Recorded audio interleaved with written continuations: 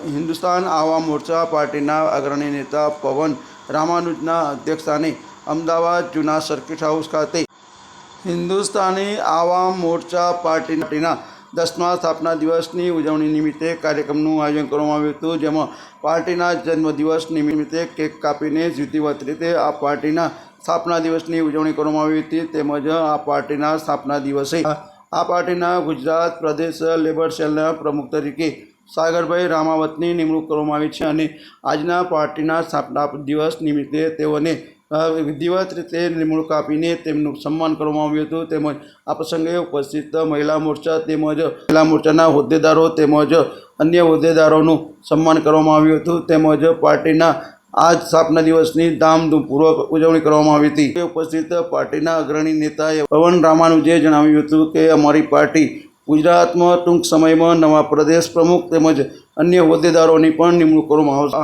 ટૂંક સમયમાં અમારા રાષ્ટ્રીય નેતાઓના અધ્યક્ષસ્થાને ગુજરાતમાં અમારી પાર્ટીના પ્રદેશ પ્રમુખ સહિતના હોદ્દેદારોની નિમણૂક માટે એક વિશેષ કાર્યક્રમનું આયોજન કરવામાં આવશે. તેમજ ગુજરાતના દબાયેલા કચડાયેલા વર્ગોના ઉત્થાન માટે અમારી પાર્ટી કામ કરશે અને ગરીબ લોકો સંપર્ક આપે બધાને પાર્ટીમાં જો સદસ્ય પણ થવું હોય તો પણ બધાને વેલકમ છે. સાથે બધા મળીને કામ કરીશું. બરાબર. હવે સાગરભાઈ આપણે 2 મિનિટ જરા જે બી ભાષણ આપશે કરું. ચાલો નામનો પરિચય આપી દે. મારું નામ છે પવનભાઈ રામાનુજ. હું હિન્દુસ્તાન આવામ મોરચા સેક્યુલર પાર્ટીનો આજીવન સદસ્ય છું અને તાજેતરમાં અત્યારે ગુજરાત પ્રદેશની લેબર સેલની જવાબદારી રાષ્ટ્રીય કાર્યકારીણીમાંથી સાગરભાઈને અહીંયા ગુજરાતની જવાબદારી આપેલ છે અને એ અનુસંધાનમાં આજે પાર્ટીનો સ્થાપના દિવસ પણ છે. 10મો સ્થાપના દિવસ છે એટલે આજે સમારોહ રાખેલો છે. બધા ભેગા થયા છે ઉજવણી કરવા માટે પાર્ટીના કાર્યક્રમ માટે. લોકો ગુજરાતથી જોડાયા છે, અલગ અલગ જિલ્લાઓમાંથી પધાર્યા છે. કોઈ જામનગરથી આવ્યું છે, તો કોઈ રાજકોટથી આવ્યું છે, કોઈ મોરબીથી આવ્યા છે, અમદાવાદના પણ સ્થાનિક લોકો બધા પધાર્યા છે અને આજે સ્થાપના દિવસની ઉજવણી કરી રહ્યા છીએ.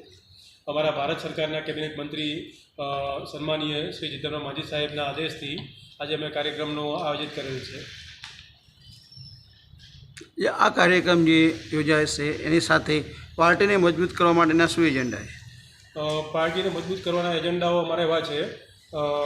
અમારી પાર્ટી ગરીબોની પાર્ટી છે અને અમે ભાજપ સાથે અત્યારે ગઠબંધનમાં છીએ. એનડીએમાં અમે અત્યારે પાર્ટનર છીએ.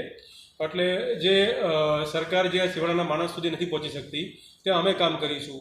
અમે નાના માણસો માટે, ગરીબ માણસો માટે, શોષિત પીડિત માણસો માટે, એ સમાજના વર્ગ માટે અમે કામ કરી રહ્યા છીએ અને એમનો અવાજ અમે બનીશું. જે અત્યારે એફઆરઆઈ જે આવી છે એને લઈને શું કહેવું છે તમારું? એફઆઈઆરમાં જે અત્યારે ચાલી રહ્યું છે અને ચુનાવ આયોગને જે બધા કામ કરી રહ્યા છે એમાં સરકારે તકેદારી સમજી અને જે કામ કરે એમાં અમે સમર્થન પણ આપીએ છીએ અને અત્યારે બિહારમાં પણ અમારું એ સમર્થન ચાલે છે અત્યારે એમ અને જરૂરી પણ છે. જે ખોટા વોટર્સને લોકો છે એમને રિમૂવ કરવા જોઈએ ગવર્મેન્ટે. નહીં, રિમૂવ કરવા જોઈએ વાત સાચી છે, પણ જે વોટર્સ ગરીબ છે જેના જોડે અલગ અલગ જે પુરાવા માગવામાં આવી રહ્યા છે તેને લઈને શું? ના, એમાં તો સરકારે ચોક્કસ તકેદારી રાખે છે. જે લોકો રિયલમાં જે વોટર છે, જે લોકો કોઈ ડમી નથી, એ સરકાર તપાસ કરી અને એને તો જનરલી સપોર્ટ કરી રહી સરકાર. બિહારની સ્થિતિ એવી છે કે મોટાભાગના લોકો જે છે અન્ય રાજ્યોમાં નોકરી ધંધાર્થે ગયેલા છે અને તેવા લોકો જો ઘેર ના હોય તો તેવાના નામ પણ કાપવામાં આવી રહ્યા છે. તેઓ આક્ષેપ વિપક્ષ દ્વારા કરવામાં આવી રહ્યો છે. હા, વિપક્ષ તો આક્ષેપ કરી રહી છે. વિપક્ષનું કામ છે એક આક્ષેપ કરવાનું, પણ સરકાર આ બધી વસ્તુઓમાં દરેક મુદ્દાઓમાં ધ્યાન રાખી રહી છે. આજે બિહારમાં એનડીની સરકાર છે, અમારા કેબિનેટ મંત્રી સુમન સાહેબજી પણ છે ત્યાં આગળ. ઉપર એનડીએના પણ સાથ સહકારથી તમામ વસ્તુને જોઈ અને ચકાસી અને એ ચુનાવ આયોગ કામ કરી રહી છે. એમાં અમે સમર્થન આપીએ છીએ. આ મુદ્દો સુપ્રીમ કોર્ટ સુધી લઈ ગઈ છે. હા, એ તો હવે વિપક્ષ જવાનો છે. સરકાર પબ્લિક સાથે છે અને જે હશે જોઈ જશે. ભાઈ, તમારા જે જેડીયુ છે એને પણ સમર્થન કર્યું છે કે જે વિપક્ષની માગણી છે એને લઈને, તો તમે સમર્થન કરશો? સમર્થન તો મારું બીજેપીમાં અને ચુનાવ આયોગ જે કામ કરી એમાં મારું સમર્થન છે. વિપક્ષ તો એમનું કામ કરી રહેવાની છે. નહીં, જેડીયુએ પણ એના જે સાંસદે અને મંત્રીએ બી સમર્થન કર્યું પ્રશ્ન હશે એ પાર્ટી લેવલથી નથી એવું કરવા કહેવામાં આવેલું. એ કોઈ પ્રશ્ન એમ લોકો હશે અભિપ્રાય. હવે તમારું સ્ટેન્ડ? હિન્દુસ્તાન આવામ મોરચા પાર્ટી ઘણી જૂની છે બિહારમાં હિન્દુસ્તાન આવામ મોરચા પાર્ટી બહુ સક્રિય રીતે કાર્ય કરી રહી છે. લોકો સુધી ગ્રાઉન્ડ લેવલ પર પહોંચીને બહુ જ સારા કાર્યો કરી રહી છે. હવે હિન્દુસ્તાન આવામ મોરચા પાર્ટી આખા હિન્દુસ્તાન લેવલે દરેક રાજ્યમાં પોતાના સંગઠન ઊભા કરી રહી છે. ગુજરાતમાં ગુજરાત પ્રદેશ પ્રમુખ તરીકે મારી નિમણૂક કરી છે,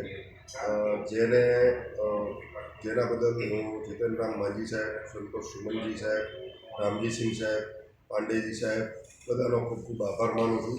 અને મને જે જવાબદારી સોંપવામાં આવી છે એ જવાબદારી હું સંપૂર્ણ રીતે પૂરેપૂરી નિષ્ઠાથી નિભાવીશ અને પાર્ટીને વધારે ને વધારે ગુજરાતની અંદર મજબૂત કરવાનો તમામ પ્રયત્ન કરીશ. મારું નામ સાગરભાઈ રામાવત છે. હું હિન્દુસ્તાની આવામ મોરચા પાર્ટીના લેબર સેલ ગુજરાત પ્રમુખ તરીકે મને નિમણૂક મળેલી છે. હિન્દુસ્તાની આવામ મોરચા પાર્ટી માનનીય શ્રી જીતનરામ માંઝી સાહેબે સ્થાપના કરેલ આજથી 10 વર્ષ પહેલાં.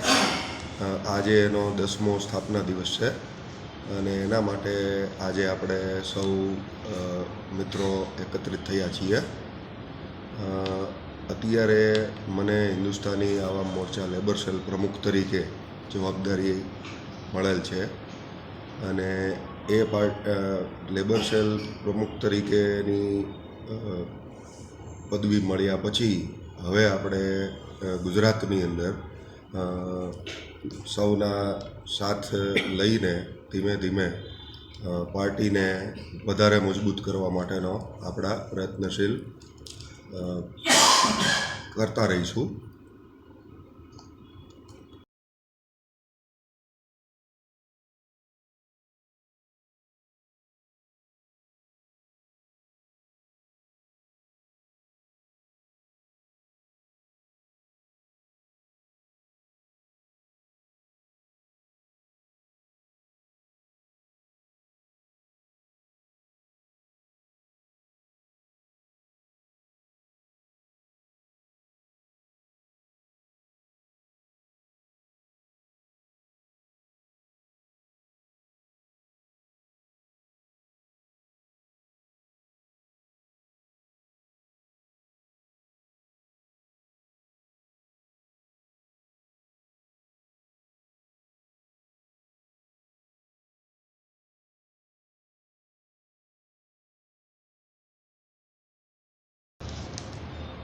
આપનું નામ અને પરિચય. મારું નામ સાગરભાઈ રામાવત છે. હું હિન્દુસ્તાની આવામ મોરચા પાર્ટીના લેબર સેલ ગુજરાત પ્રમુખ તરીકે મને નિમણૂક મળેલી છે. હિન્દુસ્તાની આવામ મોરચા પાર્ટી માનનીય શ્રી જીતનરામ માંઝી સાહેબે સ્થાપના કરેલ આજથી 10 વર્ષ પહેલાં. આજે એનો 10મો સ્થાપના દિવસ છે અને એના માટે આજે આપણે સૌ મિત્રો એકત્રિત થયા છીએ. અત્યારે મને હિન્દુસ્તાની આવામ મોરચા લેબર સેલ પ્રમુખ તરીકે જવાબદારી મળેલ છે અને એ લેબર સેલ પ્રમુખ તરીકેની પદવી મળ્યા પછી હવે આપણે ગુજરાતની અંદર સૌના સાથ લઈને ધીમે ધીમે પાર્ટીને વધારે મજબૂત કરવા માટેનો આપણા પ્રયત્નશીલ કરતા રહીશું. નવી પાર્ટી તરીકે ગણી શકાય અને તમે જે ગુજરાતમાં, તો તમારો ખાસ વોટર્સ વર્ક કયો હશે? ગુજરાતની અંદર પાર્ટીનો હિન્દુસ્તાની આવામ મોરચા પાર્ટી ગરીબો માટે અને જરૂરિયાતમંદો માટે ની પાર્ટી છે. આમ જોવા જઈએ તો ગુજરાતની અંદર ઘણી બધી પાર્ટીઓ છે જે બધા લોકો, દરેક જાતિ, દરેક સમાજના લોકો માટે કામ કરી રહી છે, પણ હિન્દુસ્તાની આવામ મોરચા પાર્ટી ખાસ કરીને ગરીબો અને જરૂરિયાતમંદ લોકો માટેની અને એમના સપોર્ટ માટેની પાર્ટી છે, જે વર્ષોથી આ દિશામાં કાર્ય કરી રહી છે. અમારો પ્રયત્ન ગુજરાતની અંદર એ જ રહેવાનો છે કે જે પાર્ટી જે સિદ્ધાંતો ઉપર કામ કરી રહી છે એ સિદ્ધાંતોને ધ્યાનમાં લઈને ગરીબો અને જરૂરિયાતમંદ લોકોની સાથે રહીને એમને મૂળભૂત હકો અપાવી શકીએ, સરકારી યોજનાઓનો લાભ અપાવી શકીએ, એના માટે અમે સતત પ્રયત્નશીલ રહીશું. તમારી પાર્ટીને મજબૂત કરવાના એજન્ડા? અત્યારે હિન્દુસ્તાની આવામ મોરચાની આપને વાત કરું તો બિહારની અંદર જીતન રામ માંઝી સાહેબ એક્સ સીએમ રહી ચૂક્યા છે.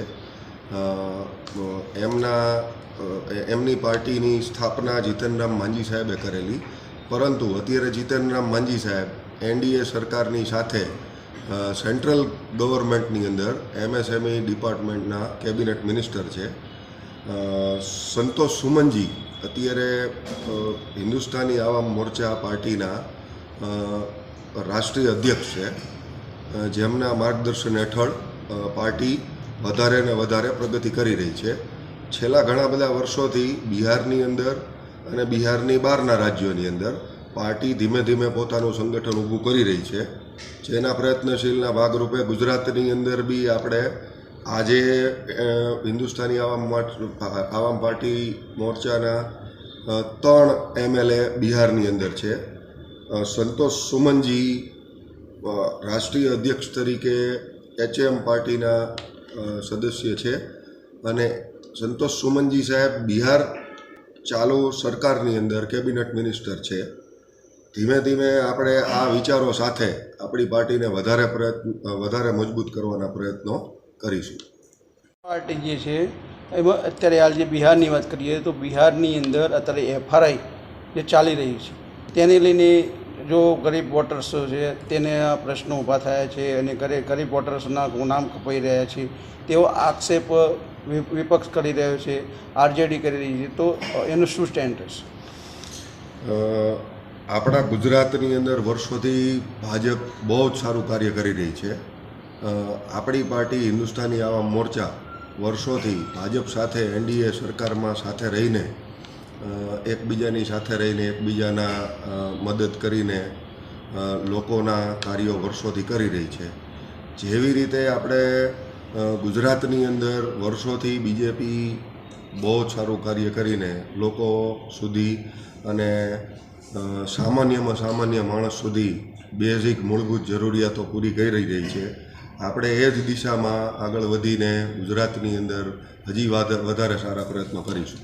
હવે રામાવત તેમજ અન્ય જે હોદ્દેદારો છે તેમની નિમણૂક કરવામાં આવી હતી, તેમજ આજે પાર્ટીના જન્મદિવસ છે તેનો કેક કાપીને જન્મદિવસની ઉજવણી પણ કરવામાં આવી હતી.